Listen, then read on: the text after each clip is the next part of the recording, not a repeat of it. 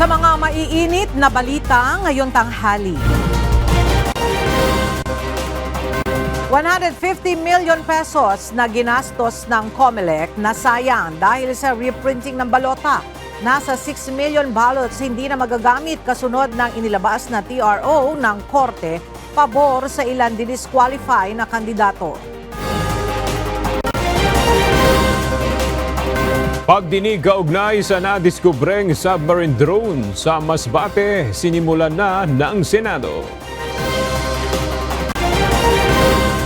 Outgoing U.S. Vice President Kamala Harris at Pangulong Ferdinand Marcos Jr. nagkausap sa isang phone call. Patuloy na suporta ng U.S. sa Pilipinas sa West Philippine Sea, binigyan diin. Investigasyon ukol sa mataas na presyo ng pagkain ipinagpatuloy ng House Quinta Committee. At impeach South Korean President Yoon Suk-yeol na aresto na ng anti-corruption investigators matapos ang ilang linggong pagkakampo sa kanyang villa sa Seoul. Magandang tanghali mga kasangbahay. Ngayon po ay araw ng Miyerkules, January 15, 2025. Tayo po ay sabayang napapakinggan sa Radyo La Verdad 1350, ang UNTV Radio. At una sa mga balita ngayong tanghali, ipinatigil muna ng Commission on Elections o COMELEC ang pag-iimprenta ng mga balota. Kasunod ito ng pagkatig ng Supreme Court sa petisyon ng 5 kumakandidato na makakuha ng temporary restraining order at ipinag-utos na makasama sila sa balota para sa 2025 elections. Narito ang report ni Dante Amento. Agad nagpatawag ng meeting ang Commission on Elections o COMELEC matapos maglabas ng Temporary Restraining Order o TRO kahapon ang Korte Suprema pabor sa 5 kumakandidato para sa 2025 elections na diniskwalipika, diniklarang nuisance ng komisyon. Bunsod nito, obligado ang COMELEC na ilalagay ang kanilang pangalan sa balota. The TROs prohibits COMELEC from disqualifying them. So this means their names have to be included in the ballot. So it's up to COMELEC how they will implement this, but they will just have to follow the order of the Supreme Court. Ang mga nakakuha ng restraining order ay sina Subair Ginto Mustafa na tumatakbong senador, Charles Savillano na kumakandidatong kinatawan ng 1st District ng Ilocos Sur, Chito Bulatao Balintay, dating Caloocan City 2nd District Representative Edgar Egay Irize at Florendo de Ramos Ritualo Jr. Kaugnay nito, kabilang sa contingency measures na ipinatupad ng COMELEC ay ang agarang pagpapahinto sa pag-iimprinta ng official ballots para sa halalan sa National Printing Office o NPO. Inaasahang babaguhin ang database ng lahat ng kumakandidato sa buong bansa, generation ng 1,667 na bagong ballot faces o templates, pagsasagawa ng inventory ng lahat ng naimprinta ng balota. Dagdag pa ng COMELEC, iginagalang at kinikilala nila ng buo ang kautusan ng Korte Suprema bilang bahagi ng prosesong legal.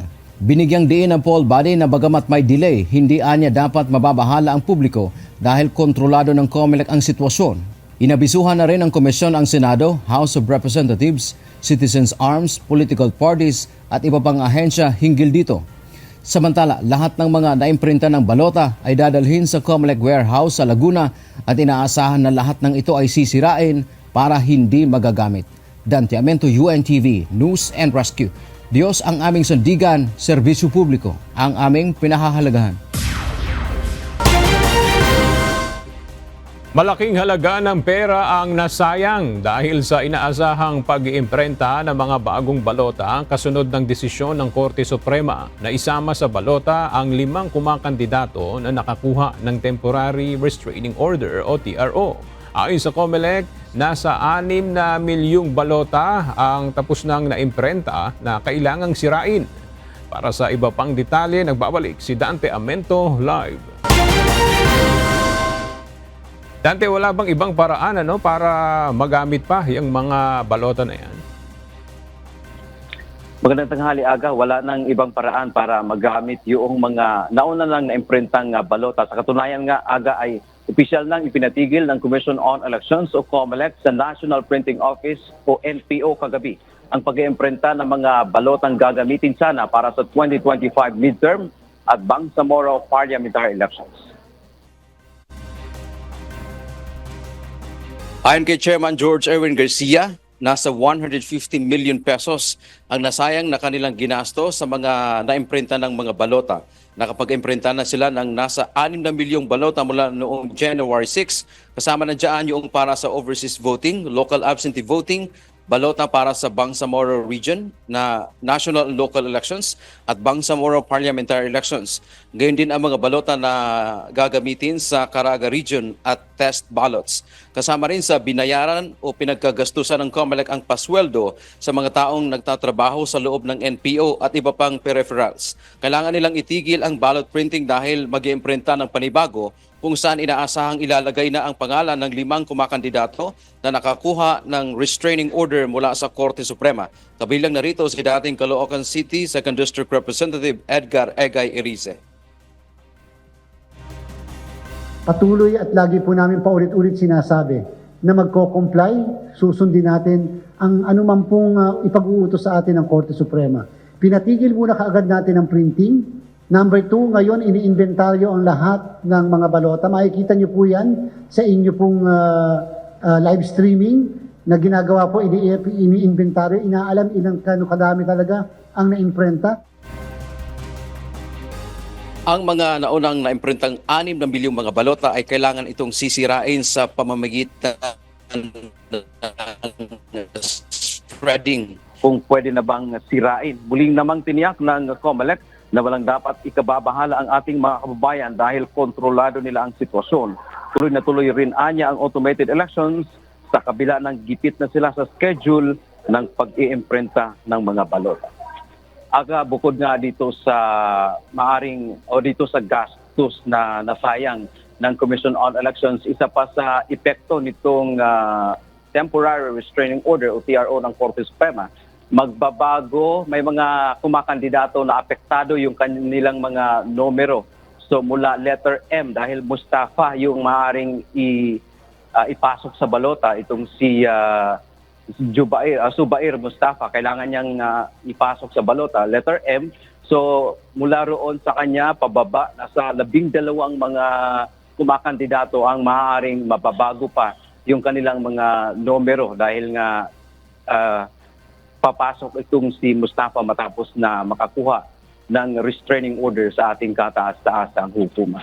Yan ang ating update mula dito sa Maynila. Balik sa iyo, Aga. Dante, ano yung epekto nitong inilabas na TRO ng Korte Suprema sa timeline ng paghahanda ng COMELEC para sa darating na eleksyon? Kasi alam natin, mayroon na lamang ilang buwan bago yung mismong halalan. Yes, Aga, ang direkta talagang apektado dito sa inilabas na restraining order ng Korte Suprema ay itong pag-iimprenta ng mga balota dahil supposed to be ang ballot printing ay nagsimula ito sana noong December 2024 pa. Pero dahil hinihintay sana ng COMELEC na magkaroon pa ng desisyon yung mga pending, mga nakabinbing kaso sa kanila, kaya minove nila ito ng January 6. Magkagayon pa man, mayroon pang lumabas na temporary restraining order kahapon. So ang sinasabi dito ng COMELEC, talagang gipit na sila. At natanong nga natin kanina si Chairman Garcia kung worst scenario, ano yung kumbaga pinakahuling date na talagang ito na yung final na dapat wala nang iba pang date kung saan mag-iimprenta ng balota. Sana raw ang kanilang pangarap, hindi naman nila ini-impluensyahan o pinipressure ang Korte Suprema dito sa possible na kung mayroon pa silang ilalabas na TRO. Pero by next Monday daw. So ito ay, di tayo nagkakamali, January 20, yun na sana daw, supposed to be, ang huling final date na sila ay mag-imprinta ng balota tuloy-tuluyan hanggang sa April 14. Ang isa naman sa nabanggit nila dito, Aga, dahil mukhang hectic na nga talaga yung schedule, sa halip na 2 makina ay gagamitin na raw nila yung 4 na nakareserbang makina ng National Printing Office. Yun nga lang, kailangan pa rin itong may mga i-customize pa ito na kailangan mag-match siya doon sa makina naman o doon sa sistema nitong makina na ginamit ng mula sa South Korea. So dapat magkapareho para yung balotang ilalabas nito, i-imprenta ay pare-pareho lamang doon sa... dalawa lang kasi yung machine ngayon ginagamit, tapos may naka-reserve pang 6. So yun yung plano nila. Isa sa mga plano nila, dapat magamit na yung 4 para ma-meet nila yung kanilang schedule. Aga. Okay, maraming salamat, Dante Amento. Patuloy pang nangangalap ng endorsers ang ilang kongresista para sa ika-4 na impeachment complaint laban kay Vice President Sara Duterte. Ngunit nagbigay na ng ultimatum ang House Secretary General sa mga nagsusulong nito para isumite ang kanilang reklamo. Ang detalye sa ulat ni Rosalie Coz. Mayroon na lang hanggang sa susunod na linggo ang mga kongresistang nagbabalak na mag-endorso ng ika-4 na impeachment complaint laban kay Vice President Sara Duterte para isumite ang kanilang reklamo. Ayon kay House Secretary General Reginald Velasco, kung hindi pa rin makakakalap ng suporta ang mga ito, tuluyan na niyang aaksyonan ang 3 nakabinbing reklamo laban sa pangalawang Pangulo sa kanyang opisina. By next week, I think that's a reasonable amount of time. I'll have to decide whether I should still wait for them or transmit it to the Office of the Speaker. Oras na maihain sa kanyang opisina ang impeachment complaint na may 103 endorsers. Ibe-verify na ang reklamo at mga pumirmang endorsers. Kasunod nito, itra-transmit na ito sa plenaryo ng Kamara at ire-refer sa Senado. Ang prosesong ito, maaari anyang magawa sa loob ng maikling panahon. Gaya ng nangyari noong November 2000 sa ilalim ni dating Speaker Manuel Villar kung saan inaprubahan ang isang resolusyon para sa impeachment ni dating Pangulong Joseph Estrada. They are thinking of filing and endorsing another complaint with the support or endorsement of 103 or more congressmen, because that will supersede all the processes. You know, that can take in 1 or 2 days.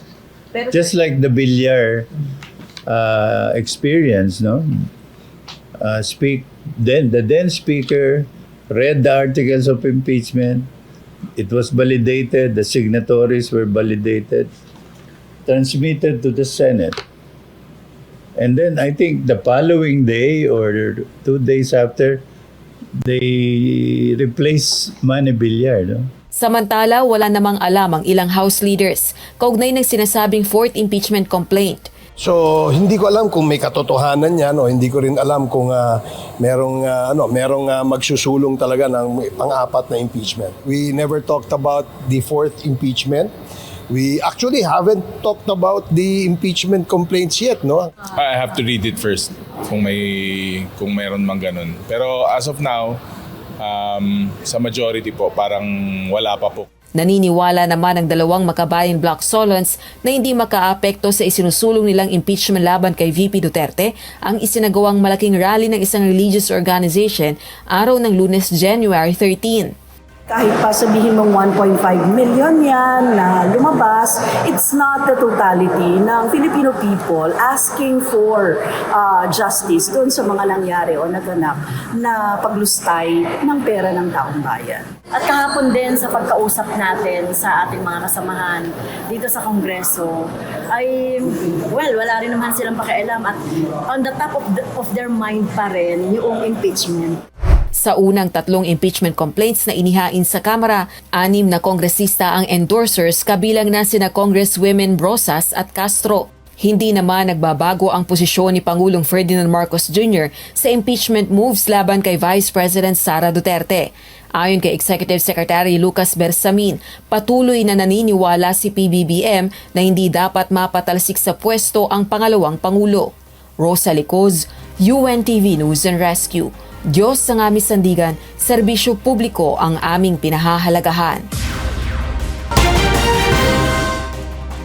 Seryosong pinag-iisipan ni Vice President Sara Duterte ang posibilidad ng pagtakbo niya sa 2028 presidential elections. Ayon sa Vice Presidente, hindi na dapat magpatuloy pa ang nangyayari sa bansa at naniniwalang magiging maayos ang Pilipinas kung magkakaisa ang mga tao at maninindigan sa mga tamang polisiya. Kasalukuyan siyang nahaharap sa 3 impeachment complaints kaugnay ng umano'y maling paggamit ng pondo. Sa unang pagkakataon, bumaba sa majority threshold ang trust at performance rating ni Vice President Sara Duterte ayon sa pinakabagong tugon ng masa survey ng Okta Research. Bumagsak sa 49% mula sa dating 59% ang trust rating ng ikalawang Pangulo, habang naging 48% naman ang dating 52% niyang performance score. Samantala, nananatili naman ang tiwala ng nakararaming Pilipino kay Pangulong Ferdinand Marcos Jr. na may 65% trust rating at 64% performance approval. Nasa detention facility ng House of Representatives ang dating hepe ng Philippine Drug Enforcement Agency o PDEA na si Wilkins Villanueva. Ayon kay House Quadruple Committee Chairperson Representative Robert Ace Barbers, pinatawan ng contempt ng House Quadcom ang dating PDEA chief noong December 2024 dahil sa pagtanggi umanong sumagot sa mahahalagang tanong at pagsisinungaling. Mariin namang itong itinanggi ni Villanueva maging ang aligasyong sangkot ito sa sinasabing warrantless arrest kay Jed Pilapil C., asawa ng drug personality na si Alan C. Si Wilkins presented himself before the office of the Sergeant at Arms at nandiyan siya ngayon sa detention facility. Samantala, posible namang magsagawa ng pagdinig ang Quadcom sa susunod na linggo, kaugnay pa rin ng issue ng extrajudicial killings o EJKs sa anti-drug war ng Duterte administration. Tututukan ng Department of the Interior and Local Government at ng Presidential Anti-Organized Crime Commission o PAOK ang posibleng paglipana ng mga iligal na small-scale pogo sa ilang lugar sa bansa. Ayon sa PAOK, may mahigpit na bilin sa kanila si Pangulong Ferdinand Marcos Jr. sa pagsulputan ng guerrilla operations ng pogo. Narito ang report ni Nel Maribuho. Mahigpit na binabantayan ngayon ng Presidential Anti-Organized Commission o PAOK ang posibleng paglipat ng operasyon ng Philippine Offshore Gaming Operators o POGO sa ibang lugar ng bansa. Ayon kay PAOK Executive Director Gilbert Cruz, bukod sa Northern Luzon, babantayan rin nila ang maaaring paglipat ng iligal na POGO sa Visayas. Meron po tayo mga monitoring na ginagawa and yun nga, nakatutok din tayo sa Visayas kasi may mga reports tayo na natatanggap na naglipat. Ayon kay Yusek Cruz, mahigpit ang bilin sa kanila ni Pangulong Marcos Jr. ukol sa pagsulpot ng mga small-scale operation ng POGO. Yung direksyon na binigay ng ating mahal na Pangulo na sinabihan niya ang ating DILG, si SILG John B. Quimulya na paggalawin na yung ating mga local government units at ipamonitor na itong mga small-scale POGO operations na ginagawa doon sa iba't ibang lugar dito sa Pilipinas. So, yun ang doon tayo nakatutok ngayon. Ayon sa PAOK, 80% sa 400 POGOs na kanila minomonitor ay tuluyan ng tumigil sa operasyon. Ngunit hindi sila nakatitiyak na wala na sa sirkulasyon ang mga ito. Sa ngayon, aabot na umano sa 27,000 POGO workers ang napaalis na ng bansa, habang patuloy ang paghahanap nila sa iba pang posibleng nagtatago sa bansa. Nel Maribuhok, UNTV News and Rescue. Diyos ang aming sandigan, serbisyo publiko ang aming pinahalagahan. Umaabot na sa 12 araw ang pananatili ng barko ng China, kabilang na ang monster ship nito sa bahaging sakop ng Zambales. Kaya labis na itong ikinababahala ng Pilipinas. Panawagan ng pamahalaan sa China, alisin na ito sa lalong madaling panahon. Ang detalye sa ulat ni Ryan Lacanlalo. Naghain na ng panibagong diplomatic protest ang Pilipinas sa China. Kaugnay ito ng pananatili ng Chinese monster ship sa karagatang sakop ng bansa. Ayon kay National Task Force West Philippine Sea o NTF-WPS spokesperson at National Maritime Council ADG Jonathan Malaya, nakababahala na ang presensya ng naturang dambuhalang barko. The presence of the monster ship is clearly unacceptable. It is a provocative act. It is increasing tensions in the region. Right now, we're at a situation wherein the Philippine government is alarmed by the presence of the monster ship The presence of the monster ship is clearly unacceptable. It is a provocative act. It is increasing tensions in the region. Kung dati, nagpapatrolya lamang ang mga barko ng China at nakapaligid sa mga pinag-aagawang bahura. Ngayon, mahigit 10 araw na itong nananatili sa loob ng 60 hanggang 90 nautical miles ng Zambales. But this time around, the behavior of the Chinese Coast Guard is intentional and focused only at a certain distance from off the coast of Zambales. As I said, it's either 60 to 90 nautical miles. And based on our initial assessment, although this may not be the definitive answer for such behavior, but if you're going to overlap the 9-dash line and the area of the concentrated operation of Haidai 01, you can see that the area that they're operating is actually focused on the 4th dash of the 10-dash line. Dalawang barko naman ng PCG ang idineploy malapit sa monster ship kasama ang iba pang asset ng Philippine Navy at PCG upang buntutan at i-monitor ang kilos ng barko. Ryan Lacanlale, UNTV News and Rescue. Diyos ang aming sandigan, serbisyo publiko ang aming pinahahalagahan. Hindi na bago ang pagkakadiskubre ng mga underwater drone. Noong isang taon, ilang submarine drones rin ang na-recover ng Philippine Navy. Nagbabalik si Ryan Lacanlale. Umabot na sa 5 submarine drone ang i-turn over sa Philippine Navy mula noong nakaraang taon ayon kay Rear Admiral Roy Vincent Trinidad ng Philippine Navy. Natagpuan ng mga ito ng mga mangingisda sa iba't ibang bahagi ng bansa. 2 sa drone nakuha sa Kalayaan Island, isa sa baybay ng Pasukin, Ilocos Norte, isa sa Initaw, Misamis Oriental, at ang pinakahuli ay ang natagpuan sa Masbate. We have already recovered 5 of these. They were given to us, the reports were given to us by our fishermen. And it's difficult to detect these drones underwater. But when they're on the surface, they become visible. They get picked up by our fisher folks and they report to the Coast Guard, the police, and then eventually to the AFP, the Philippine Navy. Ayon sa Philippine Navy, ang naunang 4 na drone ay kahalintulad sa huling na-recover sa Masbate noong December 30. Gayunman, iba-iba rin ang kondisyon ng mga ito nang makita ng mga mangingisda. May partially damaged at mayroon ding matagal na sa seabed ng matagpuan. Sa ngayon, isa pa lamang ang natapos sumailalim sa forensic. Similar in capabilities, different design, different color. We will know more the moment we get all the forensic reports. So far, only the first one has been completed, yung kanya forensics. Tiniyak naman ng Philippine Navy na nakatutok sila sa maritime security ng bansa kasunod ng pagkaka-recover sa mga drone. Ryan Lacanlale, UNTV News and Rescue. Diyos ang aming sandigan, serbisyo publiko ang aming pinahahalagahan. Sinimulan na ngayong araw ng Senado ang investigasyon ukol sa nadiskubreng submarine drone sa Masbate, kamakailan.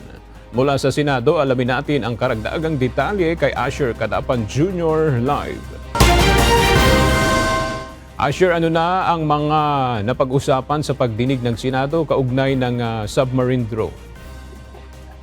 Unang nilinaw ni Senate Majority Leader Francis Tolentino, Chairman ng Special Committee on Philippine Maritime and Admiralty Zone, ang layo ng isinasagawang investigasyon ng Senado kaugnay ng nadiskubring submarine drone, partikular na sa Masbate. Kabilang dito ang pagpapabuti ng implementasyon, posibleng pag-amyenda o pagbubuo ng batas para maprotektahan ang soberanya ng Pilipinas. Paliwanag pa ng mambabatas, baka anya ang nakikita lang natin ay ang monster ship, ngunit maraming submersible drone sa bansa. Sa pag-imbestiga sa nilalaman ng naturang aparato, may pangamba rin na baka sumabog ito kapag binakusan. Isinalaysay naman ng 3 mangingisda sa Masbate kung paano nila nakita ang submarine drone. Tinukoy din ng komite ang chain of custody matapos ipasa ng mga mangingisda ang pangangalaga nito sa mga otoridad. Kinumpirma naman ng Philippine Maritime Group ang nauna nang naihayag na impormasyon na China-made ang drone at hindi ito commercially available. Ayon naman sa Philippine Navy ay yung mga katulad na natuklasang submersible drones sa bansa sa nakaraan ay hindi pa makumpirma ng ahensya kung saan ito nanggaling, maging ang specification ng aparato. Wala rin anyang bansa na naghayag ng pagmamay-ari ng mga ito. Gayunman, kinukonsideraan niya ng Department of National Defense o DND na isang bansa sa soberanya ng bansa, maging ito man ay commercial o military specification. Kaugnay naman ang preliminary findings sa forensic investigation na sinasagawa ng Philippine Navy kaugnay ng partikular na submarine drone na na-recover sa Masbate. Ito nila ay isang data gathering equipment na ginagamit sa commercial, scientific o maaari din sa military. Yan muna ang latest dito sa Senado. Balik sa iyo, Aga. Maraming salamat, Asher Cadapan Jr. Nagkausap sa isang phone call kagabi sina Pangulong Ferdinand Marcos Jr. at United States outgoing Vice President Kamala Harris. Dito binigyan diin ni VP Harris ang halaga ng maipagpatuloy ang suporta ng Estados Unidos sa Pilipinas, lalo na sa usapin sa West Philippine Sea. Mula sa Malacanang, makibalita tayo kay Nel Maribuhok, live. Nel, ano pa ang mga partikular na tinalakay ni na PBBM at US VP Harris? Yes, Ella, sa pag-uusap ni na Pangulong Ferdinand Marcos Jr. at United States outgoing Vice President Kamala Harris, binigyan din ni VP Harris ang halaga ng patuloy na suporta ng Estados Unidos sa Pilipinas sa usapin ng patuloy na agresibong aksyon ng China sa West Philippine Sea.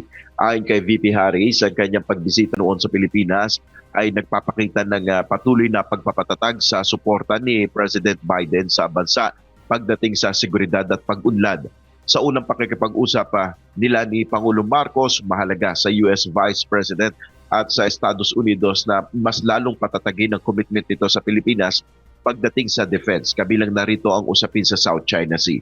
Ayon pa kay VP Harris, may bipartisan support sa mismong US Congress para sa pagpapalakas ng relasyon ng US at Pilipinas pagdating sa seguridad at people-to-people ties. Nagpasalamat naman si PBBM kay VP Harris at binigyan diin ang produktibong partnership ng Pilipinas at US. Bago matapos ang pag-uusap ng dalawa, inimbitahan ni Pangulong Marcos si VP Harris na muling bumisita sa Pilipinas. At yan muna ang ating update. Balik sa iyo, Ella. Maraming salamat, Nel Maribuhok. Iniharap ng National Bureau of Investigation sa media kahapon ang umano'y nagtangkang manuhol sa kanilang tauhan matapos subukang tubusin ang nauna nang nahuli na 12 Chinese nationals sa isang pogo raid sa Parañaque noong January 8. Ayon sa NBI, isang entrapment operation ang kanilang ikinasa noong January 10 kung saan nangyari ang nasabing panunuhol.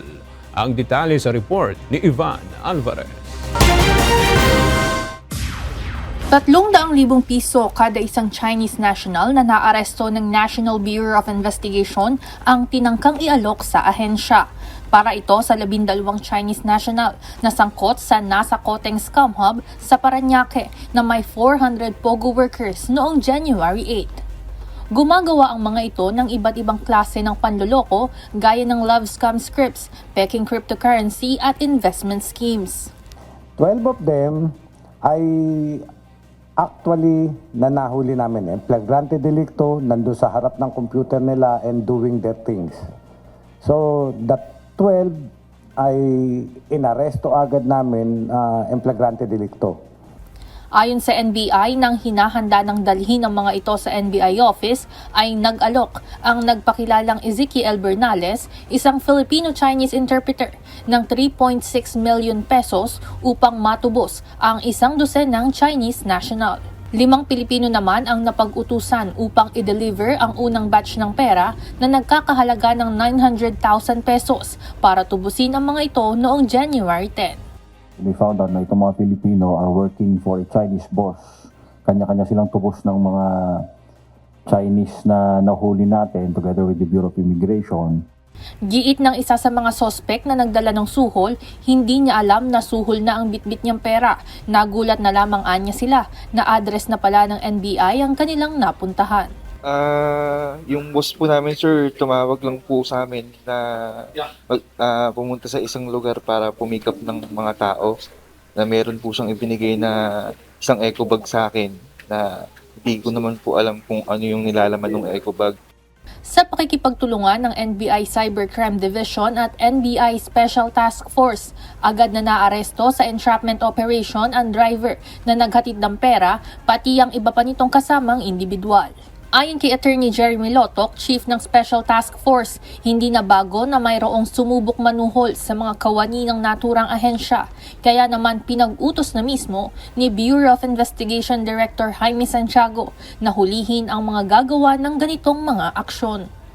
Actually, pangatlo na ho ito since last year na meron kaming kaso na kung saan nagtatry silang i-bribe yung ating mga ahente.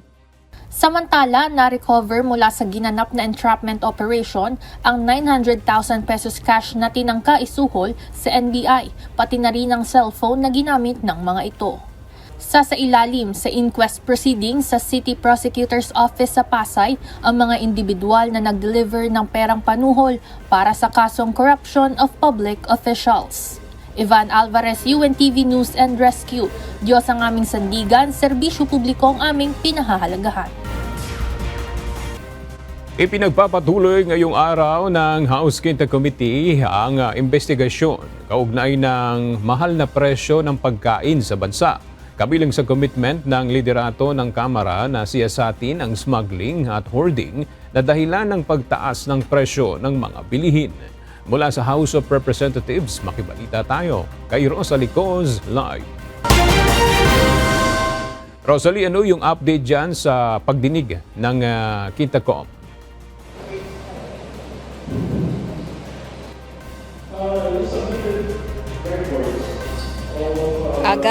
Ngayong araw yung ika-6 na pagdinig ng House Quinta Committee o ito yung super committee dito sa Kamara na nagsasagawa ng investigasyon kaugnay ng pagtaas ng presyo ng mga bilihin sa bansa.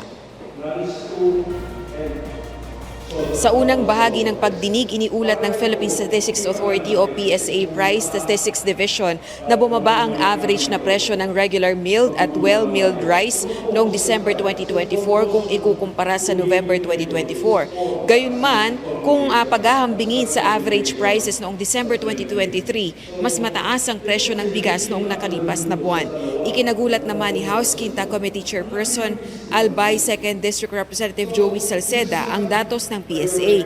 Partikular na ang 54.38 pesos kada kilo ng well-milled rice samantalang 48.81 pesos kada kilo ng regular milled rice.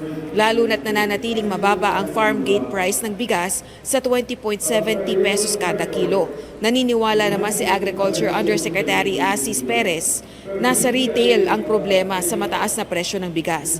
Lalo na't may dinadaanan ng pang-iba o chain bago mapunta sa mga consumer ang ipinagbebentang bigas sa merkado. Git naman ni Quezon 1st District Representative Wilfredo Mark Enverga, co-chairperson ng Quinta-Com, kailangang tugunan ng murang pagkain super committee ang usapin sa supply chain ng bansa. Kaya inatasan ng kongresista ang mga kinauukulang ahensya ng pamahalaan na gumawa ng supply chain analysis. Samantala, inihayag naman ng Department of Trade and Industry ang posibilidad na makapagdeklara ng extraordinary na pagtaas sa presyo ng bigas upang mabigyang daan ng Agriculture Department na makapagdeklara ng food security emergency. Balik sa iyo, Aga. Maraming salamat, Rosalie Coz. Pinaghahandaan ng National Food Authority ang pagbili ng bagong aning palay sa mga magsasaka sa nalalapit na anihan ngayong taon. Kaya naman upang mapaluwag ang mga bodega ng NFA ay magbebenta na sila ng bigas sa mga Relief Operation Agency at sa mga lokal na pamahalaan. At para sa ibang detalye, makibalita tayo kay Benedict Samson live. Benedict, gaano karaming ang stock ng palay na nasa mga bodega ngayon ng NFA? Magandang tanghali, Ella. Ayon sa National Food Authority, nitong 2024 ay umabot sa 8.8 million bags ng palay ang kanilang nabili sa mga magsasaka. Nasa 88% ito ng target ng NFA na 9.9 million bags ng palay. Kaya ngayon, bukod sa publiko ay nagbebenta na rin ang NFA ng bigas sa mga Relief Operation Agency gaya ng Office of Civil Defense, Disaster Risk Reduction and Management Office at local government unit. Ang ating po mga bodega ay halos napupuno. So natitirang espasyo po para makapamili kami ay lumiit.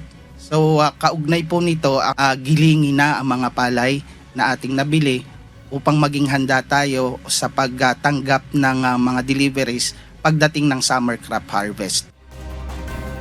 Ayon sa NFA, nasa 29 pesos kada kilo ang benta nila kapag walang kalamidad at 38 pesos naman kapag mayroong kalamidad. Nasa mahigit 5 billion pesos na pondo naman ang inilaan ng NFA para sa modernization program. Isa rin sa pinaghahandaan ng NFA ang pagbili ng mechanical dryer upang kahit basa pa ang palay ay maaari na nila itong mabili. Sa tala ng NFA, nakakabili sila ng palay sa presyong 17 pesos to 23 pesos kapag basa at 23 pesos hanggang 30 pesos naman kapag tuyo. Ayon pa nga sa NFA, magandaan nila ang naging bentahan ng palay kung kaya maraming mga magsasaka ang nagbenta sa kanila nito. At yan muna ang ating update mula rito sa Maynila. Balik sa inyo dyan, Ella. Maraming salamat, Benedict Samson. Pinatitiyak ni Pangulong Ferdinand Marcos Jr. sa Department of Health ang patuloy na paghahatid ng mga benepisyo ng PhilHealth. Ayon sa Pangulo, hindi dapat makaapekto sa serbisyong pangkalusugan para sa publiko ang pag-aalis ng subsidiya ng pamahalaan sa PhilHealth sa 2025 national budget. Sa kabila ng zero subsidy, iniulat ng PhilHealth na magtataas sila ng 50% sa kanilang mga benepisyo simula ngayong buwan. Subalit, nagdulot ito ng pangamba sa mga pribadong ospital dahil maaring hindi matugunan ng PhilHealth ang kanilang mga utang. Nais alisin ni Pangulong Ferdinand Marcos Jr. ang mga programa ng Department of Social Welfare and Development sa unprogrammed appropriations ng 2026 budget. Ito ay upang masigurong mabilis itong pakikinabangan ng mga nangangailangang Pilipino. Paliwanag ng Pangulo, dapat nakalaan na ang pondo para sa mga programang ito at hindi nakadepende sa karagdagang kita o pondo ng pamahalaan. Sa 2025 budget, nabawasan ng 10.85 billion pesos ang pondo ng DSWD at umihiling ito ng karagdagang 41.8 billion pesos mula sa unprogrammed appropriations para sa 4Ps grants. Isang Memorandum of Agreement ang nilagdaan ng Department of Migrant Workers at Department of Trade and Industry kahapon, January 14. Ito ay upang mas matulungan pa ang Overseas Filipino Workers o OFWs sa kanilang negosyo o makapagsimula ng ibang kabuhayan. Ang detalye sa report ni Jed Neresina. Hihikayatin at tutulungan na makapagsimula ng negosyo. Ito ang layon ng nilagdaang Memorandum of Agreement ng Department of Migrant Workers at Department of Trade and Industry. Sa kolaborasyon ng dalawang ahensya, target nilang makapagbigay ng entrepreneurial trainings at business support sa mga overseas Filipino worker. We're here to carry out the President's directive, the President's mandate to make sure that OFWs have the business opportunities. They savor the economic gains under his administration at yan ay nadididig din namin pag nag-abroad si Pangulo, kinakausap ang Filipino communities, paanyaya na manumbalik. Tutulungan ng DMW at DTI ang mga OFW na makapagtayo ng sarili nilang negosyo gaya na lang sa pamamagitan ng franchising.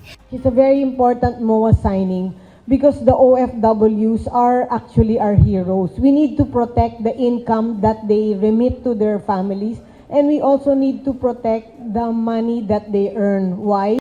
Because these are really hard-earned money and they are away from their family. So malaking sacrifice po ito. So we have to make sure that kahit papano their money is put into good use. So when they come home, meron silang babalikan and meron din maasahan ang mga pamilya nila. Sa nilagdaang kasunduan, aalalayan nila hindi lang ang OFWs, kundi pati na rin ang kanilang pamilya pagdating sa pagtatayo ng isang negosyo o bagay na maaari nilang pagkakitaan. Mismo ang DMW naman ang sasala sa mga magiging benepisyaryo ng nasabing programa. Ngunit nilinaw ni DMW Secretary Hans Leo Kakdak na bukas ang aplikasyon sa lahat ng OFWs. We can help Sec Chris and her team to at least process or at least identify who are the proper beneficiaries, meaning kung sino ang OFWs based on DMW records. Just about every OFW is welcome to bring in their application. Samantala nakatuon naman ang DTI sa capacity building, business development, scaling up ng negosyo at iba pang technical assistance na maibibigay ng ahensya para ang mga kababayan natin ay maging successful na mga entrepreneur. Dito sa DTI, tutulong ho kami para makaahon at para makabounce back ang mga negosyo ninyo. And nandito ho kami anytime that you need us. And we look forward to working with the OFW on an aggressive basis. Jed Neresina, UNTV News and Rescue. Diyos ang aming sandigan, serbisyo publiko ang aming pinahahalagahan. Tinatayang nasa 191 Filipinos sa iba't ibang lugar sa Los Angeles ang naapektuhan ng wildfires ayon sa konsulado. Ngunit ilan sa mga lumikas, pinabalik na rin sa kanilang tahanan. Ang detalye hatid ni Sunny Cos. Sinimulan ng pauwiin ng mga opisyal ang ilan sa evacuees sa Pasadena at Sierra Madre dahil sa Eaton fire na nagdulot ng malawakang pinsala. Kasama si Wendy Rizoso, isang Pinay caregiver, sa paglikas habang sila'y agarang inalis dahil sa papalapit na wildfire. Hindi po kami masyado nakapaghanda kasi mas inano po namin yung mga mahalagang document. So, lumikas po kami ng walang gamit, maliban lang po sa mga medical kit, mga gamot, mga document po, and then yung dalawa ko pong kasamang matanda. Yung experience ko po talagang ngayon ko lang naranasan yung wildfire. Sobrang bilis ng pagkalat ng apoy dahil sobrang lakas po ng hangin. Ganito rin ang naranasan ni Daniel Herrera, isang Pinoy caregiver na napilitang lumikas kasama ang kanyang mga inaalagaan matapos malaman na papalapit na ang apoy. Nakakagulat yung pangyayari kasi hindi namin alam na malapit na pala sa bahay yung apoy. Nalaman na lang po namin nung may kumatok sa amin at pinapalikas na po kami ng aking mga alaga. Dalawa po sila, mag-asawa. Nagpanik po sila. Pero awa naman po ng Diyos, nakalikas naman po kami on time. Umabot na sa 150,000 individual ang nag-evacuate at hanggang 2,000 structures naman ang nasira ng wildfires sa California. 24 na tao ang nasawi at 16 ang nawawala. Ayon sa latest update ng CAL FIRE, nagpapatuloy ang red flag warning sa ilang lugar sa Southern California, kabilang na ang LA County, Ventura at Santa Clarita, at kabilang na ang San Luis Obispo County. Ang babala na ito ay bunsod ng malalakas na hangin na umaabot ng 70 miles per hour o 113 kilometers per hour, mababang humidity at seasonal dry weather na posibleng magpalala pa sa mga apoy. Ayon kay Philippine Ambassador to the United States Jose Manuel Romualdez, patuloy ang koordinasyon ng konsulado sa Los Angeles sa mga lokal na otoridad upang matiyak na makakatanggap ng kinakailangan tulong ang mga kababayan nating naapektuhan. Well, we've already given instructions to our LA consulate, and I think our acting consul general is now coordinating with the local law enforcement and to see if there are any Filipinos or Filipino Americans that need assistance. Of course, we have to interact with the local officials there. But definitely, many of our friends in the Philippines are always praying for not only for Filipino Americans but for everyone as well. It's probably one of the worst disasters that anyone has ever seen in the world. Sanicos, UNTV News and Rescue, USA. Diyos ang aming sandigan, serbisyo publiko ang aming pinahahalagahan. Pinatutulungan ni Pangulong Ferdinand Marcos Jr. sa konsulado sa Los Angeles ang mga Pilipinong naapektuhan ng malawakang wildfire sa Southern California. Ayon kay Consul General Adelio Angelito Cruz, halos 200 Pilipino ang nawala ng tirahan at pansamantalang nasa evacuation centers. Patuloy ding iniimbestigahan kung may Pilipinong nasawi sa insidente habang inaasikaso ang mga pangangailangan ng mga apektado nating kababayan. Sa iba pang balita, inilunsad ngayong araw ang community-based cervical cancer screening program sa Quezon City. Layo nito ang malabanan ang cervical cancer at lalo pang mailapit sa mga komunidad ang screening sa nasabing sakit. Mula sa Quezon City, may report si Jed Naresina, live. Jed, saan maaaring puntahan itong mga cervical cancer screening dyan sa Quezon City at ito ba ay may bayad o libre?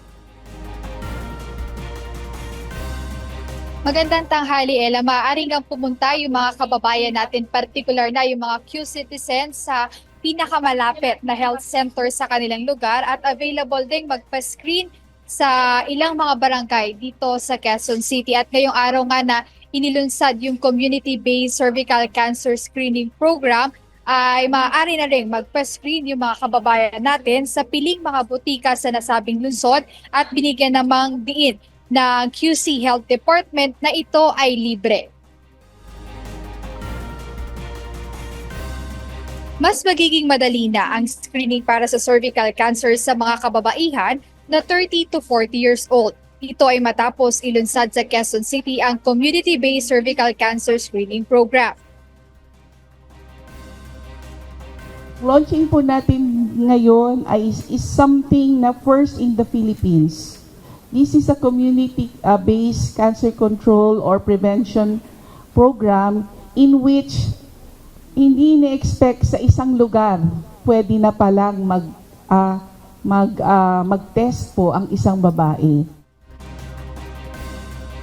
Dahil sa programa, magiging mas lalong malawak sa nasabing lungsod ang screening para sa cervical cancer. Hindi lang sa health centers at mga barangay sa Quezon City maaaring magpa-test ang ating mga kababayan, kundi magiging available na rin ito sa ilang butika sa lungsod. Ang sakit na cervical cancer ay ang second most common cancer sa mga kababaihan sa bansa. Kaya sa pagpapalakas ng community-based cervical cancer screening, mas mailalapit sa mga kababaihan ang pagkakataon na magpa-screen. Dahil dito, madali at maagapan, magagamot at ma-eliminate ang nasabing sakit. Hinihikayat ang mga kababaihan na huwag mahiyang magpa-test dahil gaya ng lokal na pamahalaan ng QC, ay handa silang tumulong sa mga pangangailangang medikal ng kanilang nasasakupan. Ella, itong community-based cervical cancer screening dito sa lungsod ng Quezon o dito sa Quezon City ay libre, kaya hinihikayat yung mga kababaihan, lalo na yung mga edad 30 to 40 years old na magpa-screen para malaman nga kung positibo sila at maagapan at mabigyan sila ng mga kaukulang kinakailangan nilang medical na assistance. At yun lang muna ang balita dito. Ella, balik sa'yo. Maraming salamat, Jed Naresina.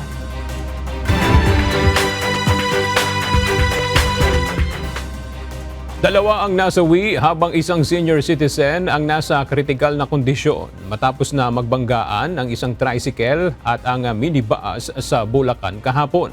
Sugatan naman ang 19 na sakay ng minibus nang mahulog ang mga ito sa ilalim ng tulay sa Kalumpit, Bulacan. Ang detalye sa ulat ni Nestor Torres. Binawian ng buhay kahapon January 14 ang driver ng tricycle na si Johnny Reyes, 44 years old, at ang pasahero nito na si Angelica Esguera, 27 anyos. Habang nasa malubha namang kalagayan ngayon ang 74 years old na si Armando Esguera, ang ama ng babaeng nasawi, matapos itong magtamo ng tama sa ulo. Kapwa na itakbo pa sa Bulacan Medical Center ang mga nasawi, kasama ang 19 pang sugatan na sakay ng minibus na bumangga sa tricycle. Kwento ng ilang pasahero na sakay ng minibus, bago pa sila maaksidente ay napansin na nila na nakikipag-unahan ang driver ng minibus sa ibang sasakyan at mabilis ang pagpapatakbo nito. Kikipagkarerahan po siya doon sa isa pang minibus. Yun po ang ano ko, tapos parang overtake siya sa isang nung malapit na kami sa may CI. Di niya na-control, tinabig niya pakaliwa. Hanggang sa, yun na, wala na kami malay lahat. Nung mamalayang ko, sa baba na kami lahat. Ayon naman sa ilang nakasaksi, nakita niya na nag-overtake ang driver ng minibus saka binangga ang kasalubong na tricycle hanggang sa mahulog ito sa tulay. Galing po dito yung bus, mabilis, tapos may kasalubong na tricycle. Kasi traffic po rito at bali nag-counterflow po siya. Kaya nasa agip yung tricycle. Nagkasalubong po sila. Yun, nabangga, tapos naawi yung dalaglag dun. Nakita ko nakabulusok na, tapos nagkakagulo na rito. Yung mga tao, mga duguan. Meron na nakahiga rito. Babae. Hindi, marami pong tawag na rescue rito, mga taga-munisipyo rin dito sa Kalumpit. Depensa naman ni Rolando Manayag, ang driver ng minibus. Hindi siya nakikipag-unahan habang siya'y nagmamaneho. Anya, nawalan siya ng preno, kaya niya nabangga ang kasalubong nitong tricycle. Kung kakarera kami, dapat kung nagtapat kaming ganyan, iniwanan ko na, hindi mo nagkarera. Samantala, pakiusap ni Yam Esguera, ang kapatid ng babaeng nasawi sa aksidente at anak ng matandang nasa kritikal na kalagayan ay matulungan sila sa panggastos. Yan, pagkamutin ng papa ko. Tapos ng kapatid ko, tulong ako nila kasi yung mga anak pa po yun eh. Ilan po? 3 po anak nun, 9 months po yung pinakamaliit. Napacheck up lang po, tapos nagkaganyan. Si papa ko po, critical pa, kailangan namin lipat. Pa po malipat-lipat. Wala mahal ng hospital na may doktor sa ulo. Sa ngayon, wala namang tinamong sugat at wala ring tinamong bali sa katawan ang driver ng minibus na nakakulong na rin ito sa Kalumpit Police Station. Nestor Torres, UNTV News and Rescue. Diyos ang aming sandigan, serbisyo publiko ang aming pinahahalagahan. Nagbabala si Baguio City Mayor Benjamin Magalong laban sa mga restaurant at iba pang food establishment sa lungsod na hindi sumusunod sa mga alituntunin ng lokal na pamahalaan. Ito ay kaugnay ng insidente ng food poisoning kung saan sangkot ang isang local food establishment noong January 5 ngayong taon. Narito ang report ni Grace Doctolero. Isang insidente ng pagkalason sa pagkain ang iniulat sa isang restaurant sa kaban ng Quezon Road, Baguio City noong January 8, 2025. Sa tala ng City Epidemiological Surveillance Unit ng City Health Services Office, ito na ang ika-4 na kaso ng food poisoning na naitala mula noong December 2024. But really, marami silang kinain, so wala kaming ma-pinpoint na food. So, still, we are testing the water, yung kanilang chemical also and the bacteriological. We hope sana we also tested for viral. We will see this week kung ano na po ang lumabas. Sa isinagawang investigasyon ng Environmental Health and Sanitation Division ng CHSO, lumabas na walang wastong paglibel ng mga pagkain sa mga storage area at refrigerator ang restaurant. Napag-alaman din na bumagsak sa safe water standard ang inuming tubig na inihain. Something like yung symptoms sila is more of viral. So, saan pa tayo nakakita ng viral? Sa ating mga tubig din. So, tingnan natin kung may lumabas din sa ating mga stool examination dahil wala po tayong sapat na nakuhang food. No? It was reported something like the next day na itapon na po yung mga food. Ang restaurant ay sinailalim sa mahigpit na pagbabantay upang matiyak na sumusunod ito sa mga hakbang sa pagwawasto gaya ng inirerekomenda ng City Health Office. Noong January 9, 2025, sinabi ng City Health Services Office na walang pagtaas ng diarrhea at iba pang foodborne disease sa lungsod sa panahon ng holiday na itinuturing na peak tourist season sa lungsod. Muling nagpaalala naman si Mayor Benjamin Magalong sa mga food and water establishments na sumunod sa safety requirements. Ako po'y nananawagan sa ating mga food establishment dito po sa siyudad ng Baguio. Sana po, inspekin niyo mabuti ang inyong mga kapaligiran.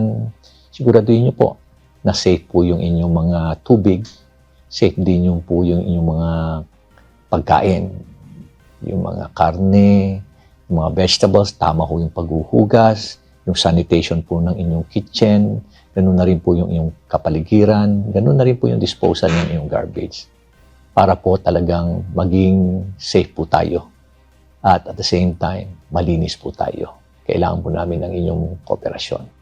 Matatandaang nung nakaraang taon ay nagkaroon ng diarrhea o acute gastroenteritis outbreak sa lungsod kung saan mahigit 2,000 individual ang naapektuhan. Grace Dr. Lero, UNTV News and Rescue, Diyos ang aming sandigan, serbisyo publiko ang aming pinahahalagahan.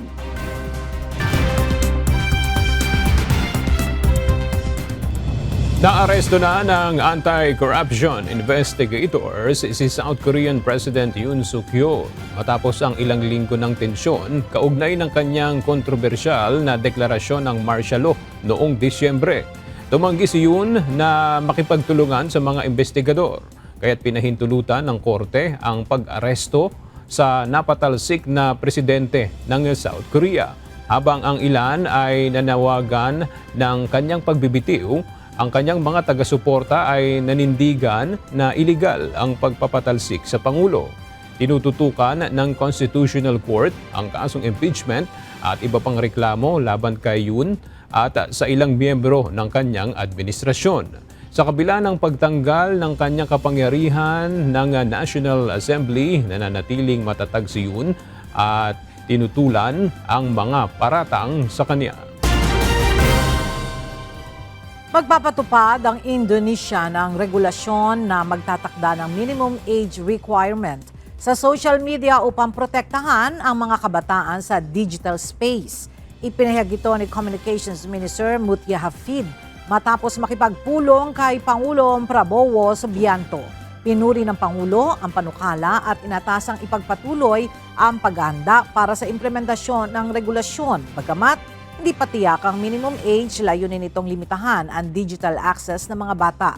Base sa datos ng survey, halos kalahati ng mga batang wala pang 12 taong gulang ang gumagamit ng social media tulad ng Facebook, Instagram at TikTok.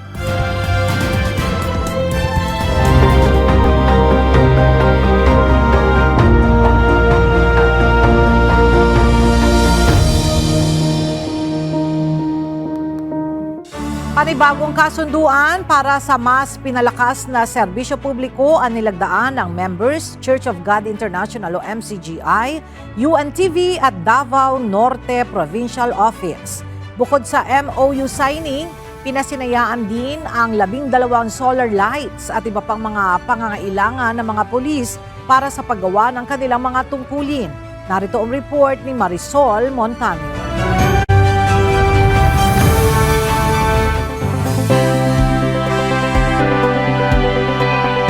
Talagang very high moral ang kapulisan and natutunan namin is talagang may mga kapwa-tao tayo na walang hindi nagsasawa na tumulong sa kapwa-tao. Ikinatuwa ng mga pulis sa Davao Norte Police Provincial Office ang serbisyong hatid ng Members Church of God International o MCGI. Naging highlight sa naturang event ang paglalagda ng Memorandum of Understanding sa pagitan ng MCGI at Davao Norte PPO. Ito ang kauna-unahang partnership ng grupo sa Mindanao. Sa isinagawang pagpupulong, napagkasunduan ang pagtutulungan ng MCGI at PNP para sa mas ibayong paglilingkod sa ating mga kababayan sa probinsya ng Davao del Norte.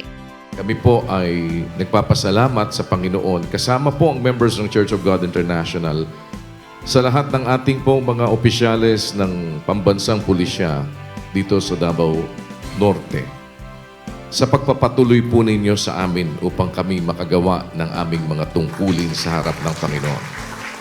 Ito po ay isang bagay na hindi namin hinihintay ang anumang kapalit mula sa inyo.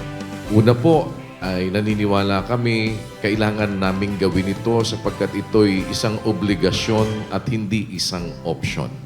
Ang amin pong pananampalataya, ang isang Kristiyano bahagi ng kanyang pagtitiis na ginagawa ay ang pagtitiis na gumawa ng mabuti. Kasabay ng paglagda ng Memorandum of Understanding, ay pinasinayaan din ang 15 solar lights sa loob ng kampo na higit na makakatulong sa mga pulis sa pagganap pa lalo ng kanilang mga obligasyon. Nagpapasalamat kami sa ibinigay ng mga solar lights at saka in return, pagbubutihin pa namin yung community service, pagbabantay sa ating mamamayan para masuklian namin yung tulong na ibinigay, lalong-lalo na sa MCGI. Sa pagkakataong ito, salamat at nagkaroon na ng liwanag dito sa inyong kampo. Salamat po sa Panginoon. At ang higit po namin pag-asa, kagaya ng sinabi ko kanina, ay hindi lang ang makapagdala ng liwanag sa inyong kampo, kung hindi higit sa lahat, makapagdala ng liwanag sa inyong mga puso at sa inyong mga kaisipan. Bukod sa solar lights ay mayroon ding ipinamahagi na assistive devices at nebulizer ang MCGI para sa mga pulis na nangangailangan. Would like to thank Kuya Razon. Sir, thank you kayo sir sa imong gihatag sa kuan nga nebulizer, and also of course I thank God for that. Una na ko na matikdan no sa inyo ha, grupo. Aduna mo unity ba? Adunay mo unity, tapos maabi-abihon mo, mura ka mo na yun nag-abi-abi sa mua. So kami mag-abi-abi sa inyo, no? Tapos friendly, everybody is friendly. Tapos everybody is accommodating. Tapos everybody is happy. Mo yun na akong una nabantayan. Lubos ding ikinagalak ng PNP ang plano ng MCGI na matugunan pa ang pangangailangan ng probinsya, lalo na sa edukasyon ng mga dependents ng uniformed personnel. Surprise, no? Kanina kasi parang kanina lang din na-declare kasi all throughout we think na ito lang yung kumbaga partnership or collaboration na result sa request namin, but upon announcing kanina sa scholarship and especially for the dependents of the PNP personnel sa pag-aaral, we are so very happy and we are looking forward to it na it will happen, and siguro tulong-tulong tayo na mag-pray. Kasunod ng signing ang medical, dental and optical services para sa mga pulis. Daan-daang pulis at pamilya nito ang nakapag-check up sa doktor kung saan nabigyan ng libreng gamot at vitamins. Mayroon ding mga nakapagtingin sa mata at libreng bunot at lining ng ngipin at iba pang free services. Mayroon mang nakasaad sa ating batas sa separation of church and state. Pero pagdating sa pagbibigay ng serbisyo sa ating kapwa-tao, mas mainam pa rin ang magsanib puwersa at magkasamang maghatid ng tulong para sa ating mga kababayang nangangailangan. Marisol Montaño, UNCV News and Rescue. Diyos ang aming sandigan, serbisyo publiko ang aming pinakakalagahan.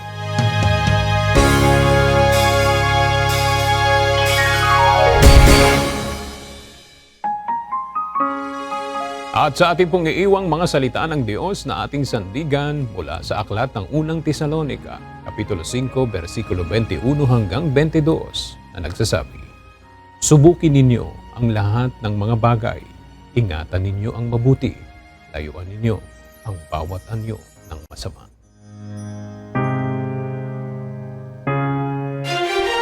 At yan ang mga balita ang aming tinutukan at inaksyonan. Dahil sa aming pagbabalita, una ang pagkalinga sa kapwa. UNTV CE News, may balita saan mang panig ng daigdig. At dito sa UNTV, Diyos ang aming sandigan, serbisyo publiko ang aming pinahahalagahan. Magandang tanghali.